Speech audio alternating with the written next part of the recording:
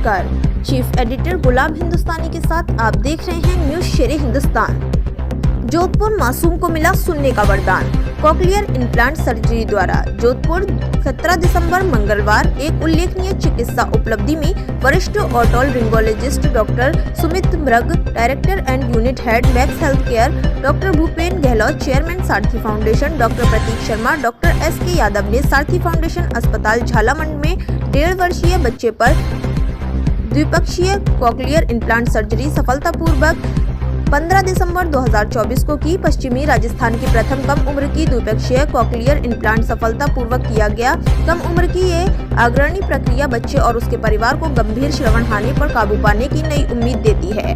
जन्म के कुछ समय बाद ही गंभीर श्रवण हानि का निदान किया गया था, जिसे सुनने और अपने आसपास के लोगों के साथ प्रभावी ढंग से संवाद करने में कठिनाई हो रही थी। स्थिति की गंभीरता को समझते हुए डॉक्टर मृग और उनकी समर्पित टीम ने बच्चे को सर्जरी के लिए तैयार करने के लिए लगन से काम किया।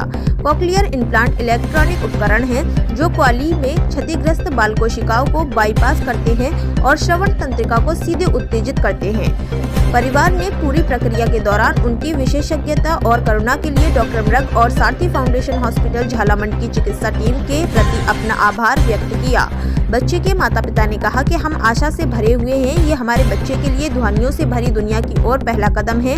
अपनी उन्नति चिकित्सा तकनीकों और कुशल पेशेवरों के लिए जाने जाने वाला सारथी फाउंडेशन हॉस्पिटल झालामंड उच्च गुणवत्ता वाले स्वास्थ्य सेवा समाधान प्रदान करने में अग्रणी बना हुआ है। अब तक 25 से ज्यादा बच्चे सफलतापूर्वक सर्जरी करवा चुके हैं। डॉक्टर मृग, जोधपुर से ब्यूरो चीफ नवीन शर्मा की रिपोर्ट। सफलतापूर्वक बच्चों में कर चुका हूँ, अडल्ट्स में कर चुका हूँ।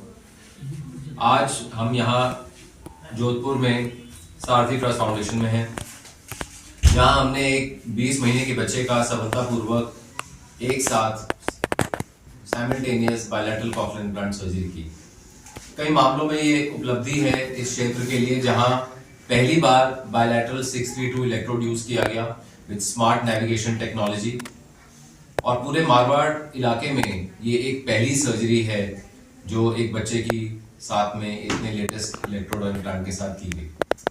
मैं बधाई देना चाहूँगा माता पिता को, ग्रैंड पेरेंट्स को, भूपेन जी को, जब फैमिली ने ये डिसीजन लिया अर्ली इंटरवेंशन का, जिसमें उन्होंने सही समय पे सर्जरी कराई।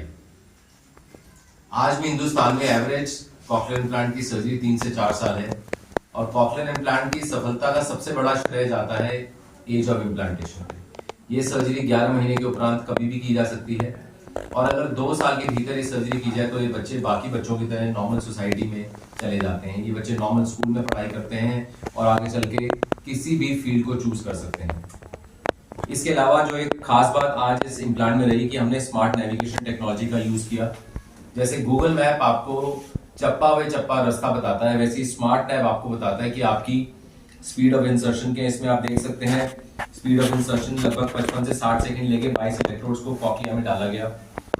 आप इसमें देख सकते हैं कि इलेक्ट्रोड्स इक्वली प्लेस्ड हैं, कंप्लीट इंसर्शन है, कहीं कोई फोल्ड ओवर नहीं है, एक नॉर्मल स्पीड मेंटेन की गई है, कोई बम्पी राइड नहीं है। इंपीडेंस आप चेक कर सकते हैं कि कितनी इंपीडेंस यानी कि resistance to flow of current कितना रहा है, तो 7 मिली एम्पियर से कम करंट, 7 किलो ओम से कम is a fantastic international standard. आप ऑटो एनआरटी में भी देख सकते हैं कि एवरेज करंट स्टिमुलस क्या है। ये बच्चा लगभग 2 दिन तक हॉस्पिटल में इनको दवाई दी जाती है, और 10 से 15 दिन के बाद इनको स्विच ऑन किया जाता है, बाहर की मशीन यानी कि प्रोसेसर लगाया जाएगा, और करीबन 6 महीने से साल भर थेरेपी चलेगी। इस थेरेपी के बाद बच्चा आपकी तरह और मेरी तरह सुन पाएगा, बोल पाएगा, और इसका श्रेय सारा मैं देता हूँ भूपेन जी को जो मेरे साथ बैठे हैं। और ये उपलब्धि है कि पेरेंट्स ने जोधपुर में रहते हुए इतनी अर्ली एज में सर्जरी कराने का फैसला किया, और इसके रिजल्ट्स बहुत ही अमेजिंग होते हैं। धन्यवाद। मैम, आपके यहाँ एक ऑपरेशन हुआ है छोटे बच्चे का, तो आप उसके बारे में कुछ बताइए। हमारे यहाँ आज 15 दिसंबर को सारथी फाउंडेशन हॉस्पिटल जो झालामंड स्थित है, वहाँ पे एक 20 माह के बच्चा का ऑपरेशन हुआ। वो बायलेटरल ऑपरेशन है, मीन्स दोनों कानों की सर्जरी हुई है। वो बच्चा जन्म से ही नहीं सुनता था।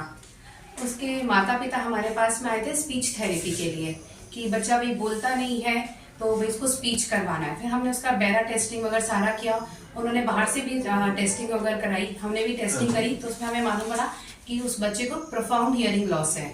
तो मीन्स उसका इलाज सिर्फ जो हमारी कान की मशीन होती है उसके द्वारा नहीं होता।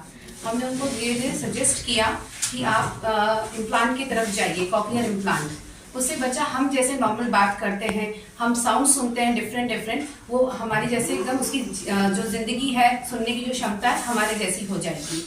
फिर हमने पेरेंट्स को उनसे बात करी, उनको अलग अलग, हमारे यहाँ और भी हमने अब तक 25 बच्चों का ऑपरेशन करा चुके हैं। हमने उनसे मिलवाया कि देखिए वो मारवाड़ी भी बोल रहे हैं, हिंदी भी बोल रहे हैं और इंग्लिश भी बोल रहे हैं। उनकी जिंदगी में कोई भी ऐसा नहीं है कि कोई बदलाव आया। वो स्विमिंग भी करते हैं, बैट बॉल भी खेलते हैं, सारे हमारी तरह जिंदगी जी रहे हैं।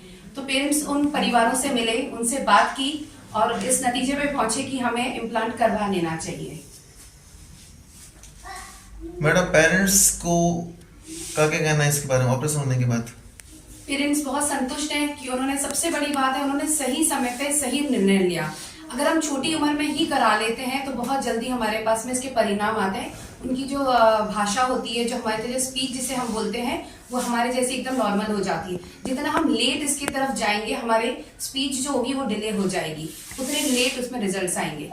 तो जो मैं पेरेंट्स को बोलती हूँ, उन्होंने बहुत अच्छा निर्णय लिया है कि एक अपने बच्चे को नई जिंदगी दे दी, सुनने की न कि बोलते हैं ना, वरदान मिल गया उस बच्चे के लिए। आज उसको नए जीवन का दान मिला एकदम।